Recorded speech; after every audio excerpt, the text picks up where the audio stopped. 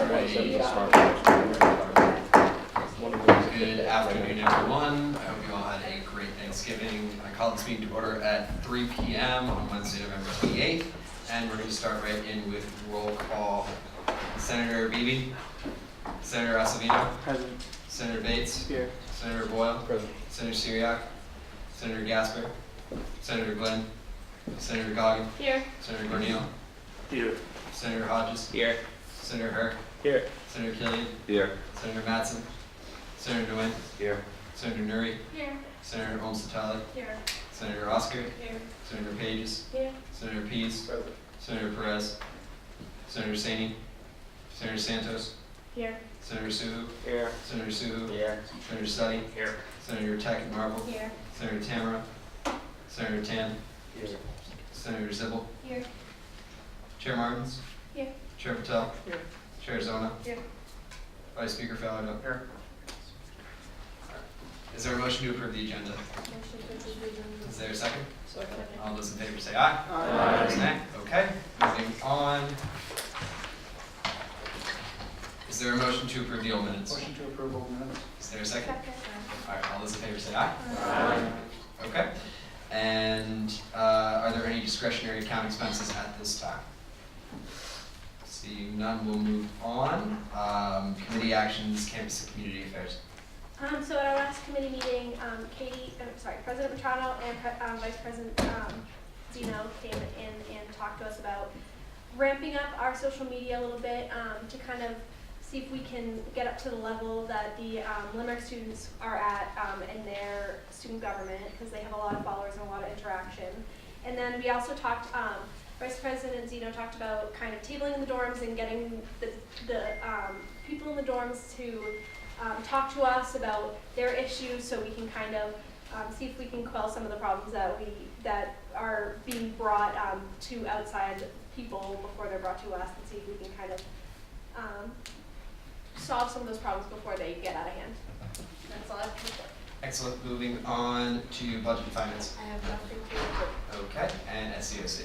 So last committee we started going over the event evaluation forms that we want to start having for clubs. So after they do an event, they fill out this event evaluation form so that SCOC, Dr. Harris, and other people in student activities can kind of see the interaction of how successful these events are going, where can there be improvements, is there a lack of understanding in some department, and overall just helps us get the details of how successful these events are going and what we can kind of do to change things in the future. So we've got a good list of questions. Now I just have to work on making the form and then implementing it as soon as possible. So I think my goal is to really have that implemented when we come back from break, and then having that go and start getting all the data for that. Nothing else to report. Excellent. Moving on to officer reports, president report. My apologies, I do have a discretionary account expense that just came in, $121 for tabling that we have on the 5th, and that is a great transition to my report. Hello everybody, welcome back. You guys seemed so lively during the beginning of that. That was great. So Sam, our Vice President Zeno and myself are tabling on December 5th. It's a Wednesday from 1 to 2:30. We are just doing it as a end of the year tabling. We have not done any this semester, which disappoints us, so better late than never, I guess. And we'll just be out there giving away hot chocolate cookies, so feel free to stop by if you'd like. There's nothing really going on, just to kind of put ourselves out there and wish people good luck on finals. We also had a meeting with Chancellor Newman last week. Yes. It was a quick meeting. We discussed some updates on Bayside, which there really was not much. We did discuss the article of the residence halls with the Globe. I hope you all see the mass media, which showed a couple of responses from freshmen in the halls to the original Globe article. Take a peek at that, it's really great. I'm trying to work with her scheduler to try to get her to come speak. Traditionally, the Chancellor has come to our last GAs of the year, but since it's so close, we're trying to figure out when she's available. She's not sure with her travel dates, and she's out fundraising for the university. So keep you guys updated on that. USG is hosting its holiday party on the 12th, so that's after the next GA at 4 o'clock. I believe it's going to be in the UDC. And so there we will have food and drinks, and it's just a good social For all of us, usually we do have a retreat. We were unable to do that this year, so this is a really good time to mingle in a setting that's not a USG meeting. So it's really fun, and so we'll be there with free food and all that. Unfortunately, we thought we had a full judicial branch. We do not anymore, so if you do know somebody that is willing to be a justice and serve, we would like them to be an underclassman, just so they can fulfill the 2-year term. However, we are looking for anybody who's interested, so please send them either my way or the Chief Justice way. The Chancellor is also holding a town hall on December 4th from 11 to 1 in the Campus Center Ballroom. I will be there. I was not in the last one, but this is something that is critical for your knowledge as a senator with kind of what the state of the university is at. And so if you can make it, I would highly recommend to do so. Also, I sent out an email a while ago about 4 congressmen coming to campus on December 17th. It is during finals week. I think it's at 2:30. So I do think that's at the end of a final. So if you do have time to go and see that, it's a great opportunity to have 4 congressmen here. I know Joe Kennedy is one of them attending. So it'd be great. You can do a Q&A. If you'd like to attend that, I can send you the RSVP link. And then finally, I'm still looking for other people that are interested to serve on Faculty Council Subcommittee as student representation. If you are interested, please shoot me an email. And that's all I have to report. Excellent. Moving on to Vice President report. I have nothing to report. Excellent. So speaker report. Hi everyone. I hope you all had a great long weekend, a relaxing long weekend, getting back into things. We had the students from the University of Limerick come 2 weeks ago. Yeah, 2 weeks ago. That was a really, really incredible experience to have them come over here. They shared a lot about the programs that they work on over there. We will have the opportunity, we're lucky enough to head over there, Sam and I and some members from campus services as well as Dr. Harris and a few others. We're going to head over there and do basically the same exact experience during spring break. We were sort of workshopping a couple of the ideas when we were talking with them because last year there was a theme which was health and wellness. And this year we were kind of trying to figure out what a good theme for us to focus on would be. We were trying to center our thoughts mostly on engagement, particularly because our engagement could definitely be better.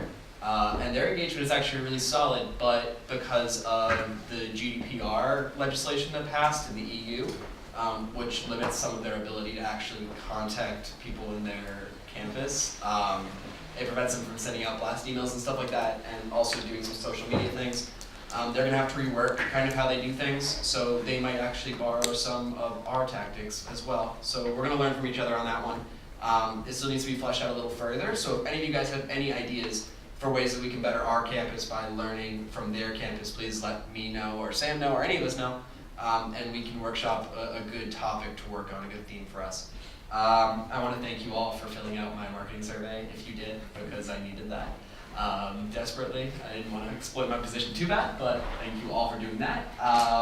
And yeah, we do have that holiday party on the 12th, so if all of you could make it, that'd be fantastic. Free food, it's enough of a giveaway. And yeah, that is all I have to report. Moving on to Vice Speaker report. Hey all, last week I met with the CIO search committee.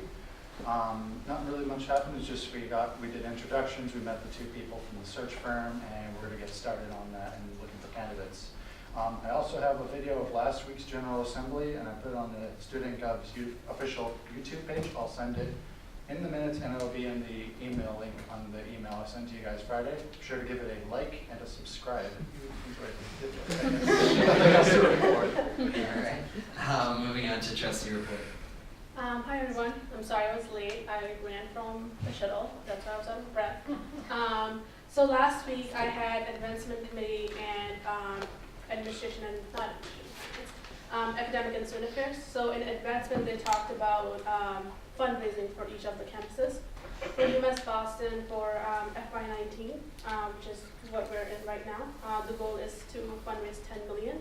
Out of that we have cash gifts in obviously cash, means what it says, about $1 million, and new pledges, which is about $6 million, which is great, but pledges do not mean that we have that many right now. It just says that people said that they will give this money.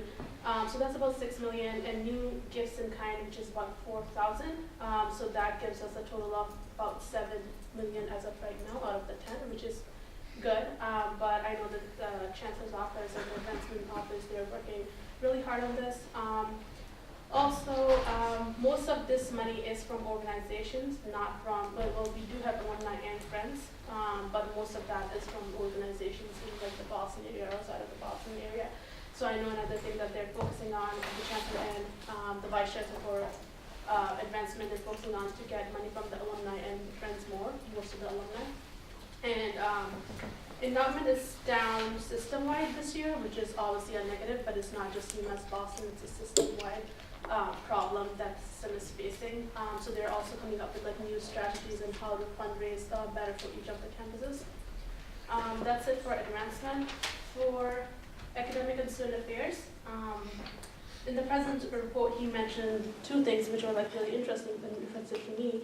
About 5,000 UMB students got board accredited internship this past year, so that is great. And 332 of UMB students who work for Dana-Farber, for those of you who are science major probably know that there's an internship, like it's a partnership between UMB and Dana-Farber where our students, they do research for them. They generated about 30 million revenue for the Commonwealth, so that is also, it's a huge number, it's wonderful. So on UMB retention and enrollment, the provost and the chancellor, they spoke on that. They are obviously working on retention, it's one of the biggest problems on campus. Some of the initiatives that they have taken so far is to work on advising. Advising was, I have faced this issue, I know many of you have as well, and other people have too. So they're working on that to have a better advising system for the whole campus, which is great. And also they increased the bottleneck classes, which is like the 100 and 200 level courses, like Bio 111, that like a lot of people have to take. There are like 300 people in that class. So like there are a lot of students now that have to take courses like those. So they had to increase those, and they're working to reach out to students and decrease the number of students who are getting D's, F's, and W's. So that's also great, coming up with strategies like that. Obviously that will help with retention as well. And then we had a presentation. Sorry, this is the last thing. No, take your time. So, and then we had a presentation on UMass and the labor market in the Commonwealth. And there was a whole like research done by a firm. It was really interesting. So it said that by 2026, there are 5 areas that show like highest demand in like the job market in the Commonwealth. And those are business management, nursing, allied health, obviously, computer science, K-12 education, and analytics. And what's good about that is UMass is the top degree provider in all of these, except in computer science, and computer science is number 2, just after Northeastern. So that's a good news. And why is this research important? For many reasons. First of all, we know that we need to be on top of this. There are obviously like ways to improve, but it's nice to know that we are the top giver of these degrees, but also when the school goes to ask for money from the Commonwealth and the state, they can just say that our students who graduate stay in the Commonwealth and work for these areas that are going to be the top, that are going to be like the potential like top job by like the year 2026, which is coming sooner rather than like compared to what we think. So that's why these kind of research are also very important. But that's it. If you guys have any other questions, let me know after, email me. Yeah, thank you. Excellent. Moving on to Chief Justice report. Just to echo what President Matrano was saying, we did unfortunately have one of the justices resign, so if you know anybody, for the people who missed her report, if you know anybody who is interested, please send them our way. That's all I have to report. Are there any senator reports? I got to meet with Chris, whose last name I can't remember right now, from Accounting and Finance. Giuliani. Yes, Chris Giuliani, about the MBTA mini project I've been working on. It sounds like they still have to go back and kind of find out what we can get the percentage discount increase to. I guess they have someone that they need to speak to about that, but it sounds promising that we'll probably be able to convince them to get us a recharge station here on campus. They're working with a new computer program where they can try and build in the discount like into our system so that we will be able to take advantage of that. And then also, it seems likely that they'll be able to convince them to take off the requirement that you get your semester pass like upfront in order for the discount to apply.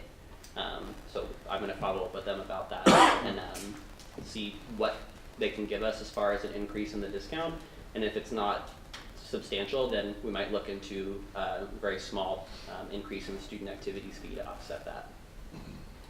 Awesome. I'm glad you're making progress on your mini project. That's really great to hear. Are there any other senator reports? Nope. All right. Seeing none, moving on to old business, the long-awaited legislation writing presentation by Chair Martins.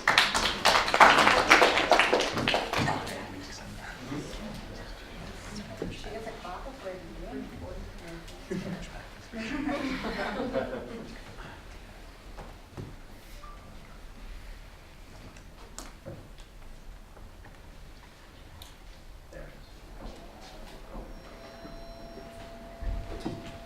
Display's powering up, so.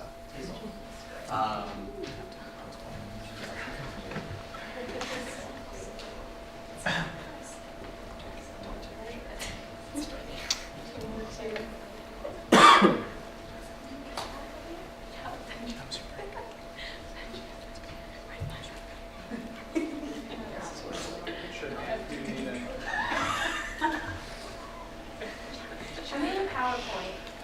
That's what we're waiting for. Yay. Okay. How do I do it? Do I just press the arrow? Press the arrow. Okay. Should be able to So one of the things that we were talking about in one of our steering meetings was starting to get presentations for the basic things that you should know how to do as a senator and kind of present them all at the beginning of the year. But since we started talking about that a little bit later in the semester, now we're going to start something and get something moving. So I figured legislation writing was kind of important to start off with so that you would know how to get your legislation written so then you can start bringing it to where you need to bring it or get it started. So that's what this is for. So where to start with writing legislation is deciding what's important to you and deciding what you think that is an attainable goal. So trying to get MBTA passes discounted more or at a different time of the year or anything like that is an attainable goal. You know how you can start and you know what your goal is and how you think you can get there.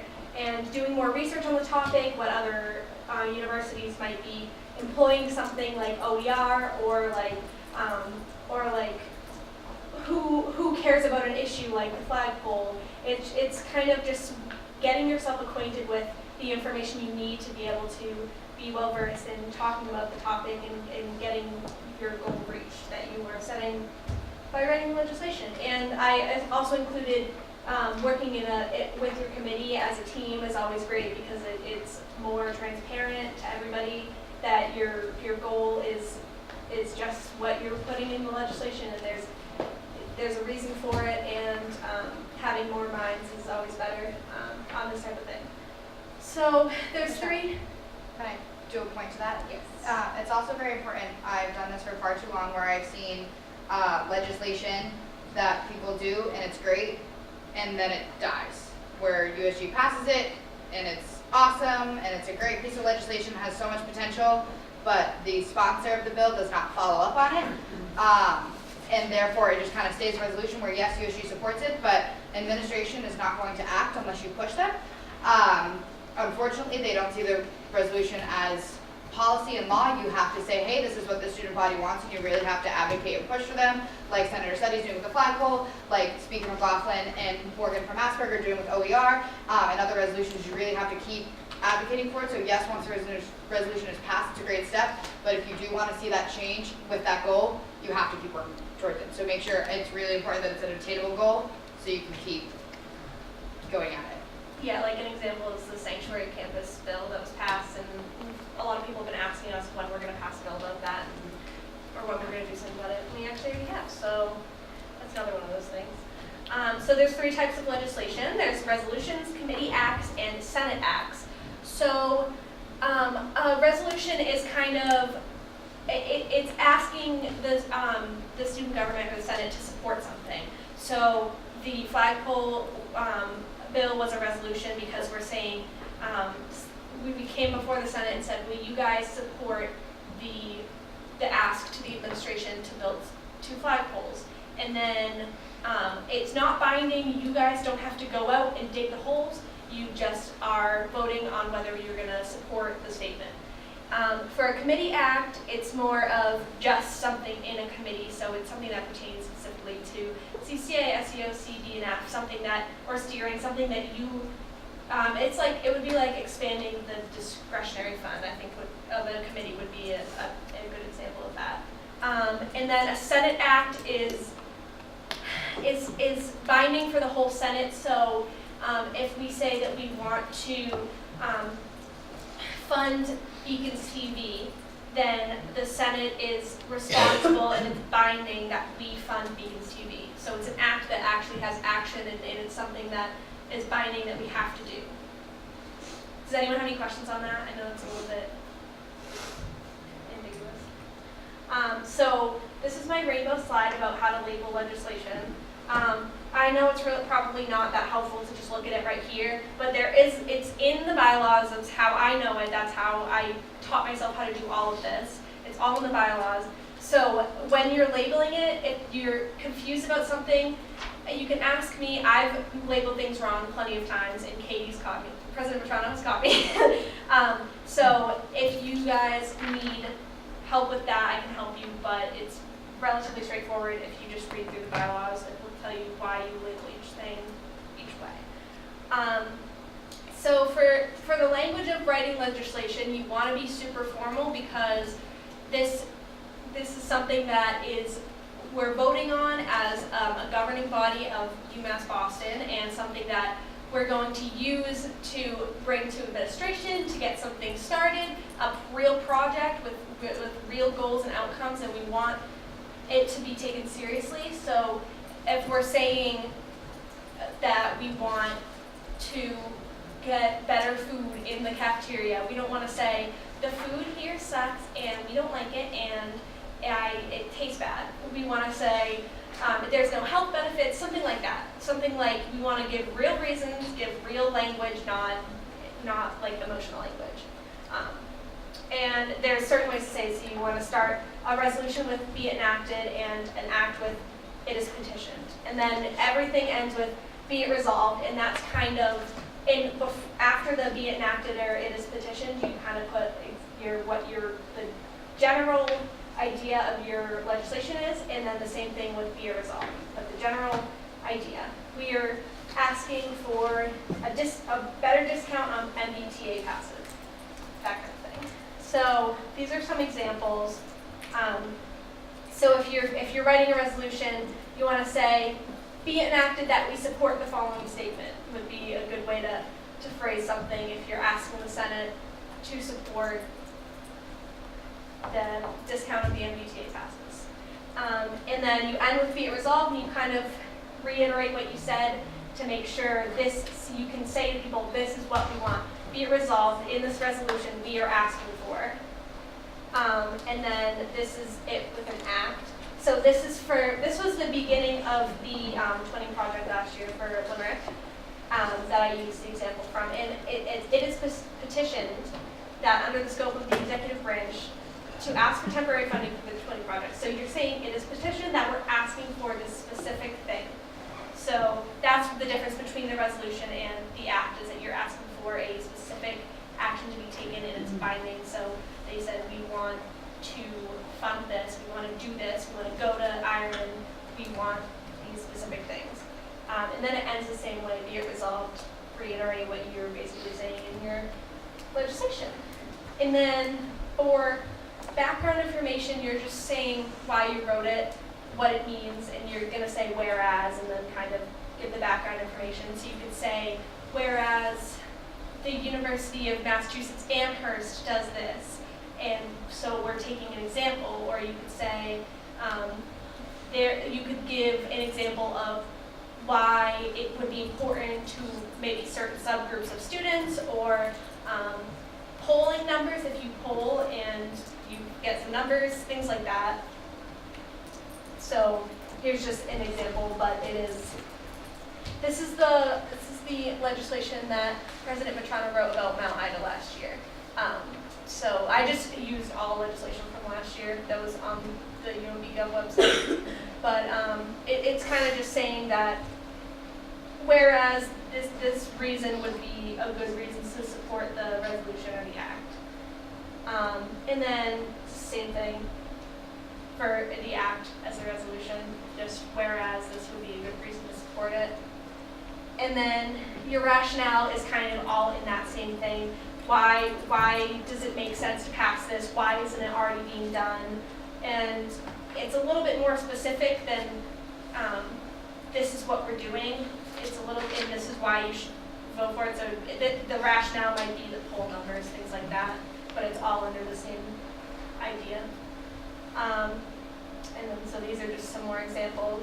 So if you're doing a resolution, you could say this will, or an act, you could say the goals, like these would be good things to include for your rationale of why the legislation should be passed.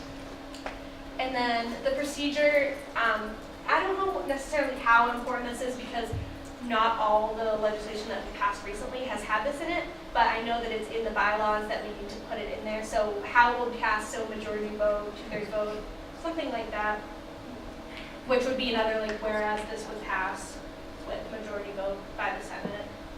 And then your background governance is citing the bylaws that you used to create the resolution or the act or anything. So I'll just give you the example. This is, it's just, let's see, it's just, you can use the labeling bylaw, you can use what type of legislation it is. So if you wrote a committee act, you could say, this is what a committee act is.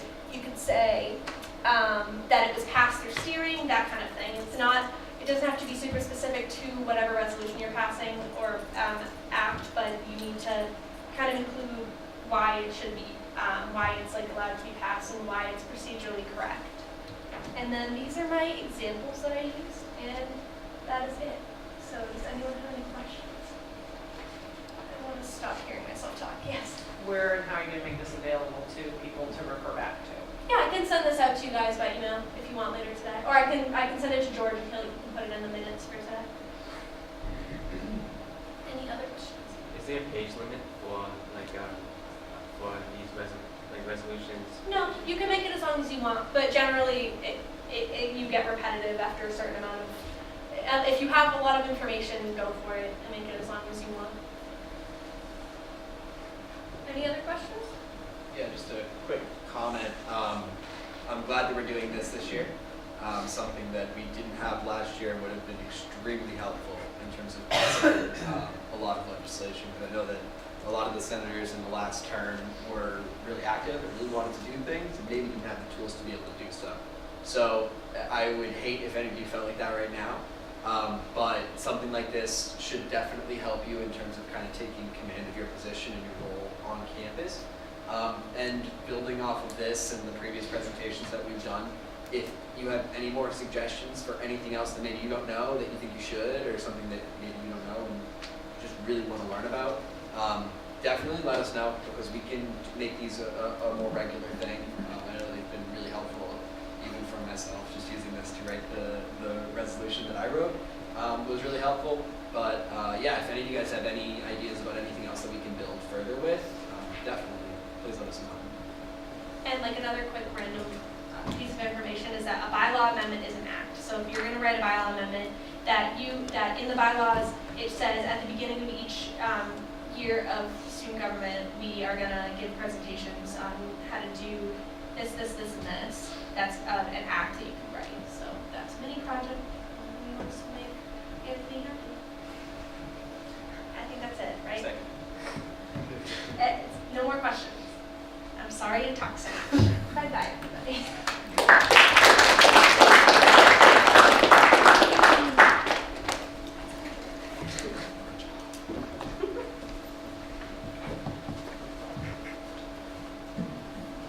All right, thank you, Chair Martins. It was really a good presentation. I learned a lot. Okay, moving on to new business. I'm going to cede the chair position to present this because I'll present from the middle and then I can look it out.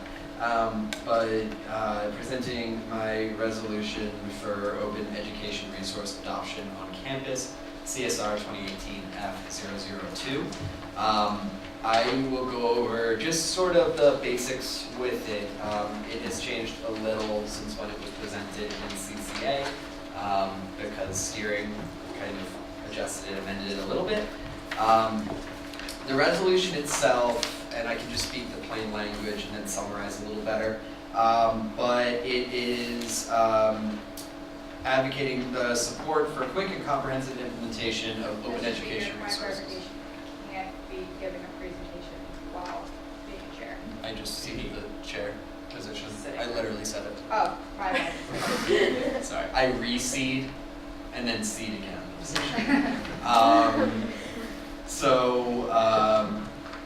Okay, yeah. So we support the quick and comprehensive implementation of open education programming and will compel faculty on campus to espouse these cost-saving measures in the best interest of financial responsibility for the students and university alike.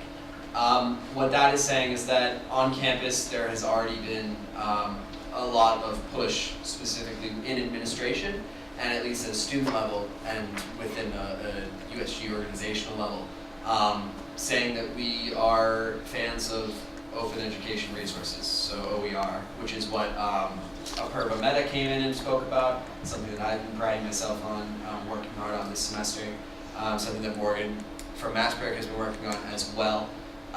And so what we're essentially asking for is for USG to support this program and compel faculty, who we are finding to be sort of the linchpin in making this move forward, to act on it. So specifically faculty council, say VOB, whatever, teachers in the classroom.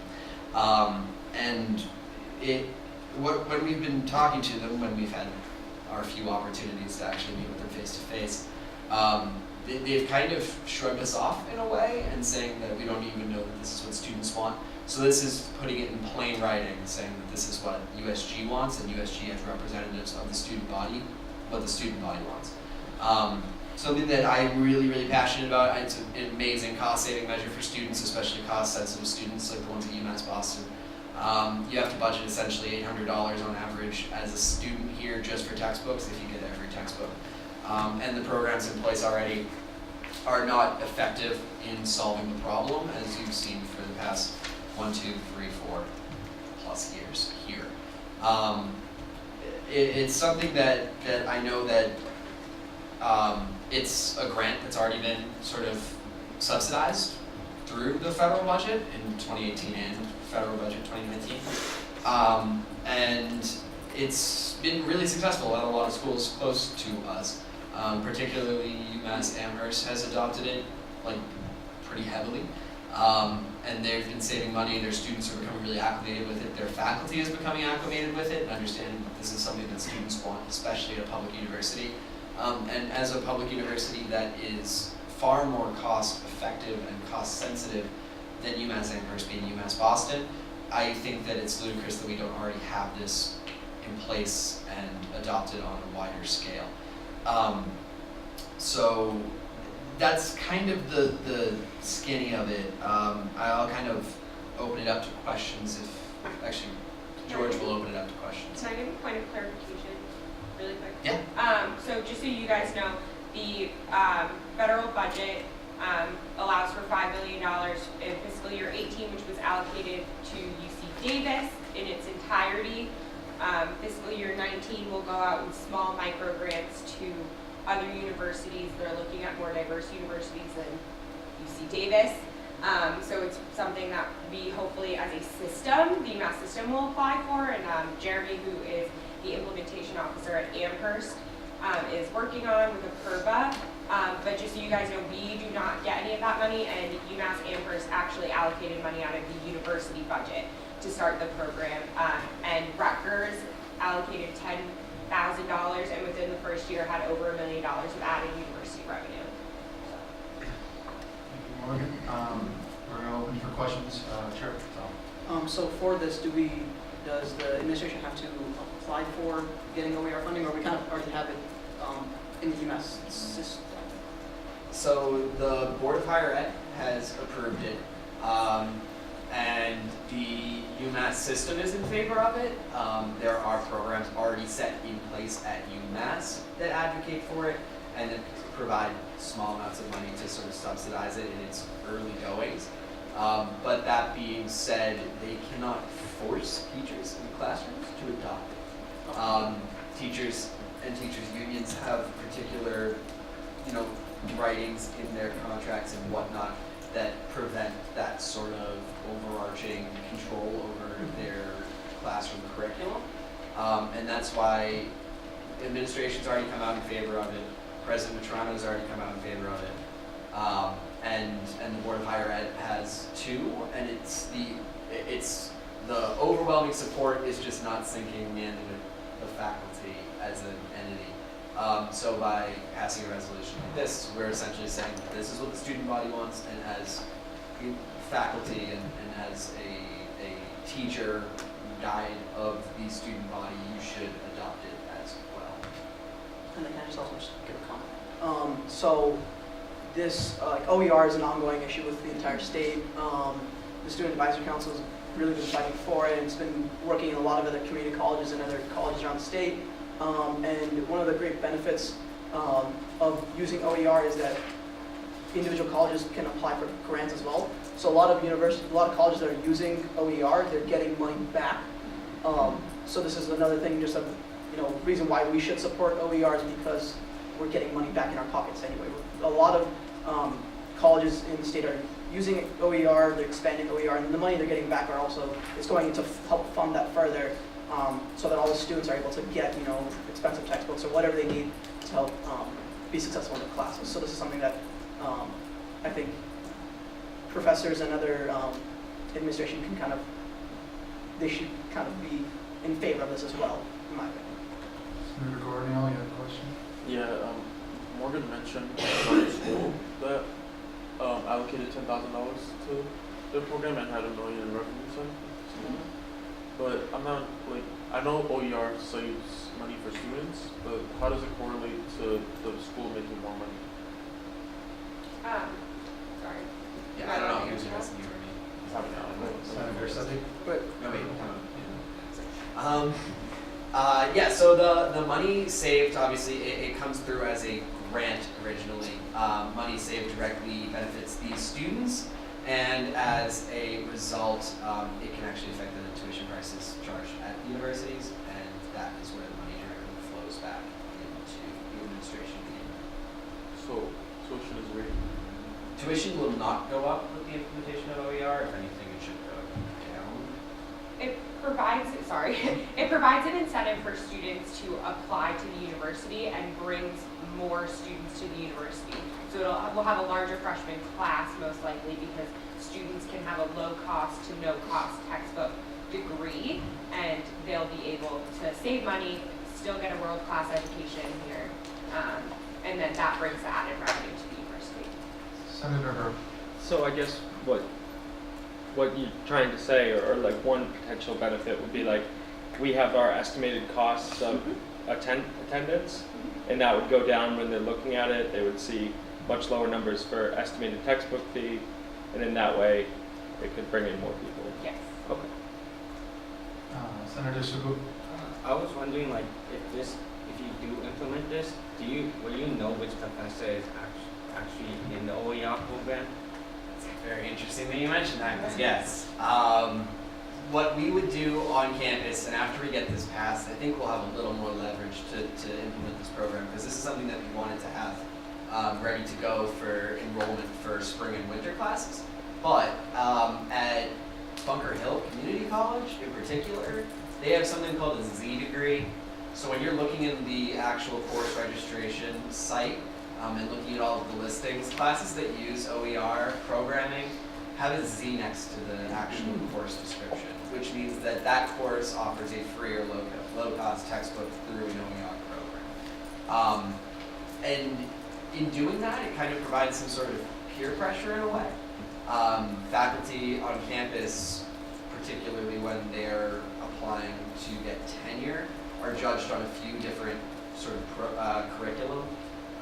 And one of those being their actual class attendance and class retention. So when students show up to a class, let's say Bio 100, or they're signing up for a class, and there's one that charges $150 for a textbook and one that has a free textbook, odds are that people are going to go for the free textbook one, and as a result, that teacher that's trying to keep up with the other teacher is going to do the same. It's interesting the way it kind of works, but it's just plain competition when it comes down to it. There are some professors that are going to run into a situation where, at least at a higher level thing, where they're teaching their own book or something like that. That's fairly unavoidable, at least at this stage of OER. But to even get a 30% adoption rate on campus would be phenomenal. Any additional questions? Senator Pease? So for that low number of professors who teach their own book, what is the projected incentive for those singular professors where their contract is altered, say if they're a member of a union? What kind of financial compensation would they receive as they would from a publisher? We all know the phrase where professors publish or perish.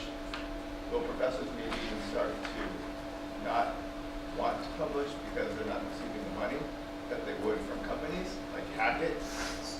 So I'll start and then Morgan can follow up. But there's actually a facet of open education resources, at least like OpenStax and a few of the different programs, where you can actually write your own books. You can use a template that already exists, and or a template that you can even create, and then from there sort of make these edits and remixes and revise the information that's already in there to make it more like your own. But who's going to want to do that for free? They don't. They're typically given $1,000 stipend per semester. That's the number, $1,000. Yeah, but that's what they're getting That's from my a question. publisher. Thank Yeah. you. No problem. Any other questions? Senator Hurd? Mine was similar. I guess my question would be if this resolution didn't have the intended effect on the faculty union and the Save UMB kind of people there, do we have, or are you thinking of other ways we could incentivize, maybe even through our own budget, the UMB, the open resource textbooks? So in the USG budget, we don't have any intention of directly subsidizing teachers. That is not what we are all about. That would be sort of backwards against our plan. We should be basically bribing teachers to adopt something that students want. It's something where the pressure alone does a lot of the work. The word of mouth does a lot of work. Before this semester, I didn't even know that OER was a thing, and I had been here for 3 years. So that's where the actual outreach and communication of it is going to play more effectively into the widespread adoption of it. Chair Martins? I think part of the other like small part of that is that it would be using students' money, because we have students' money to give to teachers, professors, to get them to save the students' money. So I think that was part of why we didn't want to do that. I think, right? Correct? Any other questions? Senator Gomez? The first time we had the presentation, like earlier in the semester, I think it was a guy who came here to present here.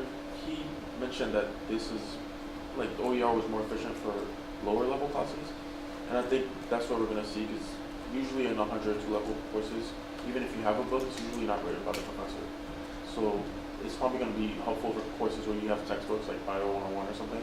But it's like if you're taking a higher level 400 course, you probably shouldn't expect like a few textbooks. So it's obviously in a relatively new iteration. OER hasn't been a concept for much more than a decade and a half. But the idea is that if we get every campus in the country, optimistically, at least every public university, to adopt something like OER in their entry-level 101s, 200 classes and whatnot, then the revenue flows back into OpenStax and all these OER websites. And then they can reinvest some more of that money back into developing higher level educational resources. There are a couple of different websites that already exist that do provide higher level programming, that provide literary resources, historical documents, and whatnot.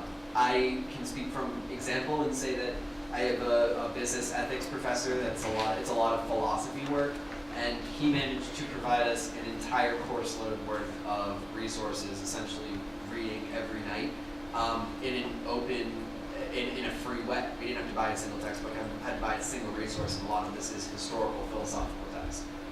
So while OER is providing a framework, and will eventually expand to providing more of a framework, there are ways to do it currently that can be capitalized on, and I think a lot of pushing OER is sort of swaying away and drawing attention to the fact that textbook prices are way too high, and that students shouldn't have to foot this cost, especially at a public university. In the interest of time, we're going to take a couple more questions. First, Madam President. Excuse me. Also, to address this issue of money and where's money going to come from to incentivize the professors, and Morgan, please correct me if I'm wrong, there are grants that the university can apply for to get the money, and that's where the federal budget comes from, and that's why they say, hi, there's this money out there. So it may not be, and we all know UMass isn't in the best state to be dishing out extra monies, but there are grants that the university can apply for that the federal government has given to universities to have that would give this incentive base, whatever the word is. And so I don't think it's appropriate for USG to be using their funds. I don't think it's appropriate for any other student group to be using the funds. I think this definitely needs to come from the university, which that money will end up coming from grant because we just don't have the money to do it. And the idea coming from this legislation is that it would come from a grant. We don't want the university spending, we're not UMass Amherst, we're not in a position to spend $10,000 to incentivize our professors to do something that they should be doing for the betterment of the student body, not only for, cost effectiveness, but students do better when they have the book the first day of class. You open your laptop and you log into OpenStax and you use your class code that the professor gives you on your syllabus the first day of class, and you have your book right there. You're going to do better, you're going to be more successful. You're not choosing between eating your next meal and buying a textbook, and that's the idea of it. And that would come from a grant, and that's why MassCard has worked for the past 5 years on this. It's why we'll continue to work on it with the UMass system, not just here at UMass Boston. And that's why we're really excited to see this. And building off that a little bit is there's data from the University of Georgia that showed after one semester against a control group in open education resource classes and then a control, grades went up 7.6% one semester. So I mean, obviously it can't be attributed entirely to OER, but let's just say that I personally would do a lot better if I chose to, if I had the money to afford to buy the textbooks all the time. Justice Drummond. So, just a point of clarification, I suppose. The professors who write books and teach their books because they took the time and the effort and the finance to write the book, what is the incentive for them through this program to not make students, I don't think $1,000 would be enough incentive when they could potentially be making more off the students if they sold the book in the traditional fashion. What's the incentive there? Yeah, so I mean, they're already paid by the publisher. If you've published with Pearson or McGraw-Hill or something like that, you're set. I mean, that's what you've done. You've already published a book, you get royalties from the book, and then you teach it in your own class, and then get revenue from the kids buying the books. This isn't necessarily for them. I have had very few professors on campus that write their own books. I've had a lot. And also, just to be clear, they can upload their book onto OER should they choose. They will still get royalties if someone decides to buy it. But again, this is, Rutgers has professors who are working with OpenStax and being paid by OpenStax, not just $1,000, but a lot of money to rewrite their entire agriculture curriculum books. So they're going from Ag 100 all the way through your capstone course at Rutgers and being paid for it. So OpenStax has a budget to also pay those professors who want to write their own books. They just need to be proactive in reaching out about those opportunities. Lastly, from President. And to clarify that, we understand that money is important. It's how we live. And so we're not coming from this as a money standpoint for the professors, they're saying like, yes, they also get paid to teach here. So that's just another form of funding for them, which is appropriate. They can do that. They're experts in their field. However, Speaker McLaughlin, I believe, is taking it from the standpoint of our students. We are the most diverse and majority-minority campus. A third of our student population doesn't know when they're going to get their next meal, and they are advocating for lower parking rates and lower tuition and all these things, so they should want to do this just because they believe in the mission of the university, which is making a public higher education more accessible to students. And one of those ways that they have a hand-on experience and control with is the price of their textbooks. I've had plenty of professors being like, I'm so sorry that I have to charge you this much for the textbook, but that's what I have to do, when there are resources that they may not even know about that would provide a low cost or free textbook for students. So I think we're not pushing it as a, you should do this because you don't deserve the money. We're pushing it as a, this is the mission of the university that you pay and choose to come to, so you should want to do this as well. Faculty shouldn't be doing this to line their own pockets either way. Faculty shouldn't be invested in being sort of held hostage by textbook companies, and they shouldn't also be looking forward. The main reason for doing OER shouldn't be for the $1,000 grant or whatever. It should be because it's in the betterment of the students in the university. Any final comments? Motion to vote. Is there a second? What do you think? Just a comment, maybe a mini project to double the student printer allowance. All right, I hear a motion for those. Is there a second? All those in favor of moving to a vote, say aye. Aye. All those opposed, nay. All right, we are going to vote. All those in favor of passing CSR 2018F-2. All those in favor say aye. Aye. And all those opposed, nay. It passes. All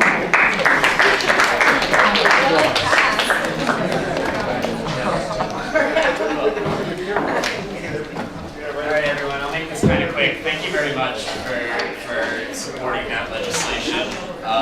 It's been sort of my pet project, and Morgan's been super helpful, President Brown's been super helpful on this.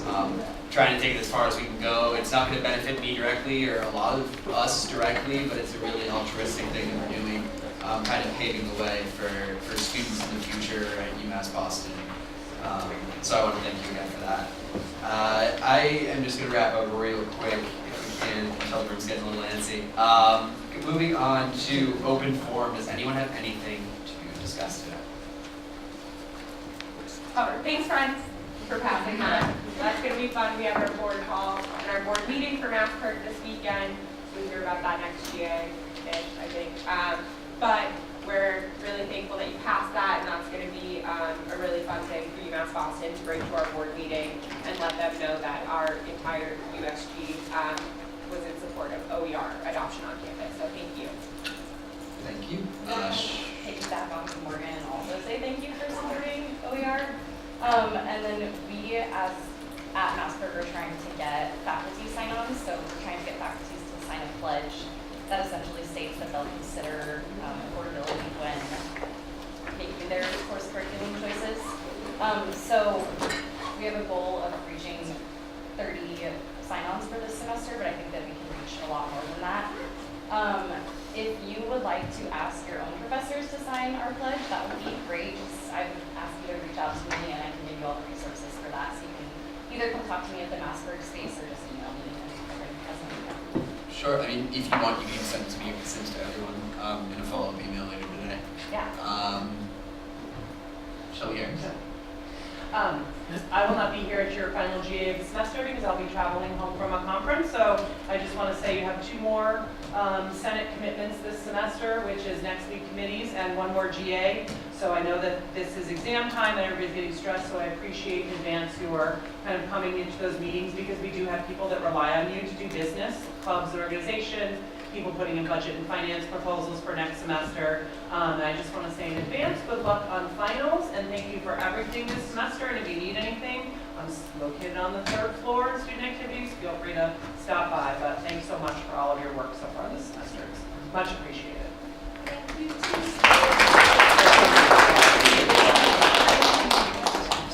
So I just have one more thing to add. Very important is taking grades seriously. I want to turn this into a PSA. But every semester as we roll over, there becomes students that are sometimes in a hairy situation. So just make sure you're keeping up with your homework, make sure you study for all your tests and whatnot. It seems rudimentary, but you know, college is hard. I do check your grades. Yeah, Shelby is checking twice. 2.5 required. But yeah, so we're just trying to figure out, and we just want to make sure that everyone's in good standing. If any of you need any help with anything, there are resources on campus. Come to us. There's no shame in asking for help or support. So yeah, it's been a motion to adjourn. Is there a second? All those in favor say aye. Aye. Opposed? Any opposed? Adjourned. All right, Jerry, can we quickly?